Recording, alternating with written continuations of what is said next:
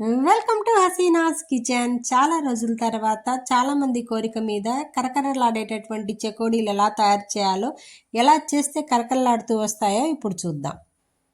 ముందుగా పచ్చెనగబాళ్ళు తీసుకొని 3 నుంచి 4 గంటల పాటు నానబెట్టాలి. నానబెట్టినప్పుడు మాత్రమే ఇవి చక్కగా వస్తాయి, లేకపోతే చెకోడీల్లో చాలా గట్టిగా తగులుతుంటాయి అన్నమాట. అందుకని నానబెట్టేసి నానిన తర్వాత దీన్ని చక్కగా ఆరబెట్టుకోవాలి. పిండిలో వేసి కలిపినప్పుడు తడి ఉండకూడదు. 1 కప్పు మనం బియ్యం పిండి తీసుకున్నట్లయితే 1/4 కప్పు మనం మైదా పిండి తీసుకోవాలి. ఇవి కొలతలు అనమాట.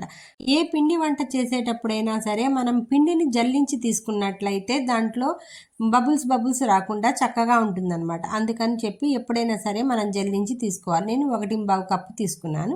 దానికి సరిపడేటటువంటి నీళ్లు 1 కప్పుకి 2 కప్పులు వాటర్ పోయాలన్నమాట. 1 కప్పు తీసుకున్నట్లయితే బియ్యం పిండి 2 కప్పులు నీళ్లు పోయాలి. 1/4 కప్పు మైదాకి మళ్ళీ 1/2 కప్పు వాటర్ పోస్తే సరిపోతుంది. దాంట్లో కొంచెం ఉప్పు, కొంచెం కారం వేసి బాగా మసాలా కాగనివ్వాలండి. అలా కాగిన తర్వాత నీళ్లు కనిపిస్తున్న విధంగా వచ్చిన తర్వాత ఇందాక జల్ల పట్టుకున్నటువంటి పిండిని వేసి ఆ బబుల్స్ రాకుండా చక్కగా పిండి బాగా కలవాలి.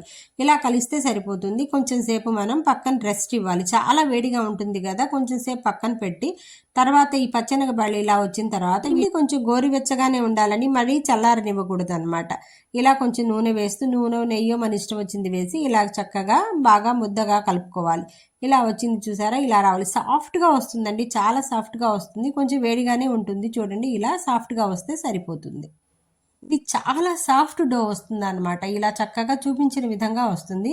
మొత్తం పిండిని ఇలాగే కలుపుకోవాలి. నేను తీసుకున్న పిండి ఇంత అయిందనమాట. దీనికి కొంచెం కవర్ చేసేసి కావలసినంత వరకు కొంచెం కొంచెం తీసుకుంటూ దీన్ని ఇలా చక్కగా చేసుకోవాలి, లేకపోతే పిండి ఆరిపోతుంది. అందుకని కవర్ చేసి పెట్టాను. ఇలా పిండి తీసుకొని ఈ విధంగా తయారు చేయాలి. తయారు చేసిన తర్వాత నేను 2 విధాలుగా చూపిస్తానండి, ఎలా చేయాలో చూద్దాం.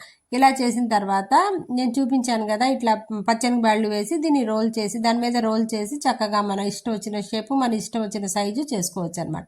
ఇలా అయినా చేయొచ్చండి, లేకపోతే పిండిలో మొత్తం కలిపేసైనా చేయొచ్చు. ఇవన్నీ ఊడిపోకుండా కొంచెం ప్రెస్ చేస్తూ చేసామనుకోండి చక్కగా వస్తాయి. ఇవి కరకరలాడుతూ ఎంతో టేస్టీగా ఉంటాయండి. లేకపోతే పిండి ఇలా కలిపేసుకొని అయినా కొంచెం ఈజీ పద్ధతి అనమాట ఇది. పిండి కలిపేసుకొని ఇలా చేసుకున్నా కూడా వస్తాయి, పిండి లోపలే వచ్చేస్తాయి చక్కగా. ఇలా అయినా కొత్తగా ట్రై చేసేవాళ్ళు ఇలా చేయండి, చాలా ఈజీగా ఉంటుందన్నమాట. అవి ఊడిపోకుండా చక్కగా లోపల వరకు ఉంటాయి. తర్వాత మనకి ఇంకా ఎక్కువ కావాలనుకోండి మళ్ళీ ఇంకొంచెం అద్దుకుంటే సరిపోతుంది అనమాట. అన్నీ అలా చేసి పెట్టుకొని నూనె పొయ్యి మీద పెట్టుకొని కొంచెం కాగనివ్వాలి. నూనె మరీ మసక కాగనివ్వకూడదండి. చక్కగా కొంచెం మీడియం సైజ్ కాగితే సరిపోతుంది.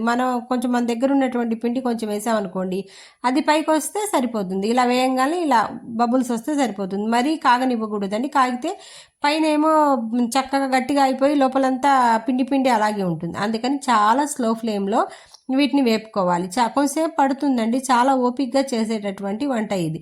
పైన మనకి క్రిస్పీగా ఉండాలి, లోపల కూడా క్రిస్పీగానే ఉండాలి. పచ్చిగా ఉన్నాయనుకోండి అవి అంత టేస్ట్గా ఉండవు అనమాట. ఇలా నేను చూపించిన విధంగా మిగిలినవి కూడా అలాగే ఓపిక్గా వేపుకున్న తర్వాత ఎంత చక్కగా ఎంత క్రంచీగా వచ్చాయో చూసారు కదా. Ready to eat. Thank you for watching.